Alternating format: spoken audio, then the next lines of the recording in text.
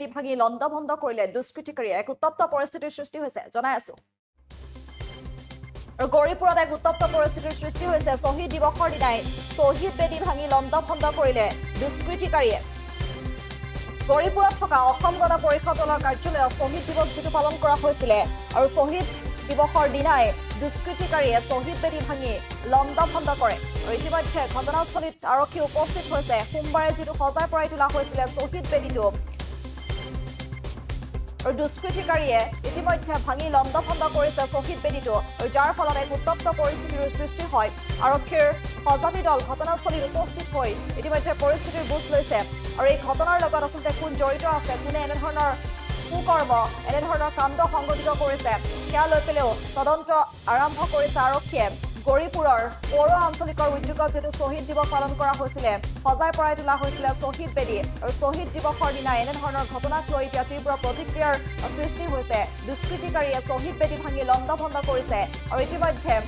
ঘটনাৰ তদন্ত প্ৰক্ৰিয়া আৰম্ভ কৰিছে আৰক্ষী আচলতে কোনে এনেদৰে শহীদ বেদী ভাঙি লণ্ডভণ্ড কৰিলে তাক লৈ এতিয়া ৰহস্যৰ বিষয় হৈ পৰিছে গৌৰীপুৰত থকা অসম গণ পৰিষদ দলৰ কাৰ্যালয়ত যেটো শহীদ দিৱস পালন কৰা হৈছিল আৰু কিদৰে দুষ্কৃতিকাৰীয়ে অসম গণ পৰিষদৰ এনেদৰে পতাকা ফালি বা শহীদ বেদী ফালি কিদৰে অপকৰ্ম বা কিদৰে কুকৰ্ম লিপ্ত হৈছে কেনেদৰে লণ্ডভণ্ড কৰিছে আমি তাৰ কিছু দৃশ্যাংশ দেখুৱাই আছো ইফালে যোৱাকালি যেটো সোমবাৰে সজাই পৰাই তোলা শহীদ বেদীটো দুষ্কৃতিকাৰীয়ে লণ্ডভণ্ড কৰিছে আচলতে কিহৰ বাবে এনেদৰে শহীদ বেদীটো লণ্ডভণ্ড কৰিলে বা কোনে কৰিলে সেয়াও যেহেতু বৰ্তমান ৰহস্যৰ আৱৰ্তত আছে যাৰ পৰিপ্ৰেক্ষিতত তদন্ত প্ৰক্ৰিয়া অব্যাহত ৰাখিছে আৰক্ষীয়ে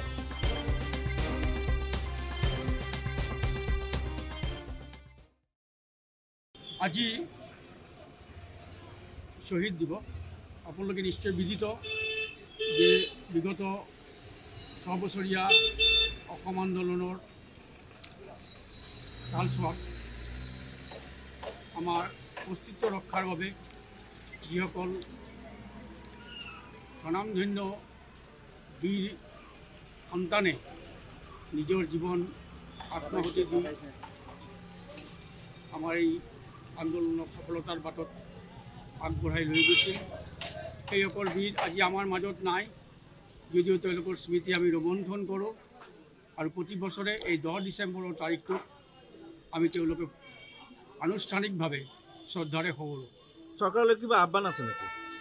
চৰকাৰলৈ আমাৰ আহ্বান এয়াই যে আমাৰ শ্বহীদসকলৰ স্মৃতি ৰক্ষাৰ বাবে বা তেওঁলোকৰ যিসকল যিটো প্ৰতিশ্ৰুতি বা তেওঁলোকে যিটো উত্তাল আবেদনৰ বাবে আগবাঢ়ি গৈ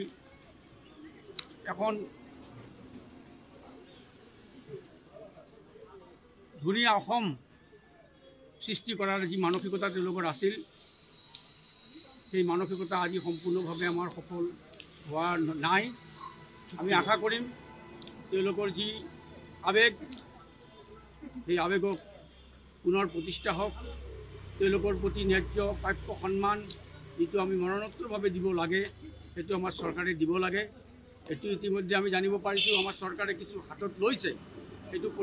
পৰ্যাপ্ত নহয় আৰু কৰিব লাগে আৰু এটা আমাৰ বেয়া লাগিছে যে ইতিপূৰ্বে আমাৰ 10 ডিচেম্বৰৰ তাৰিখটো আমাৰ চৰকাৰী বন্ধ ঘোষণা কৰা হৈছিল কিন্তু আজি 2 বছৰমানৰ পৰা এইটো ঠিক হৈছে এইটো পুনৰাই মানে চালু কৰিব লাগে বুলি আমাৰ এটা অনুৰোধ আছে এইটো আজি ৰাতিপুৱা এটা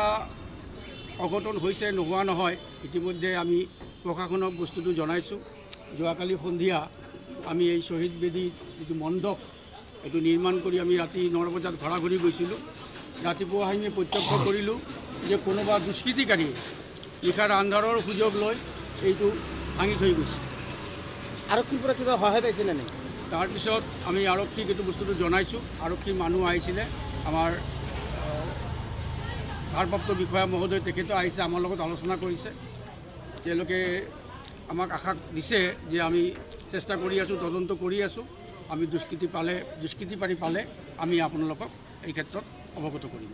আৰু বিহিত ব্যৱস্থা হাতত ল'ম।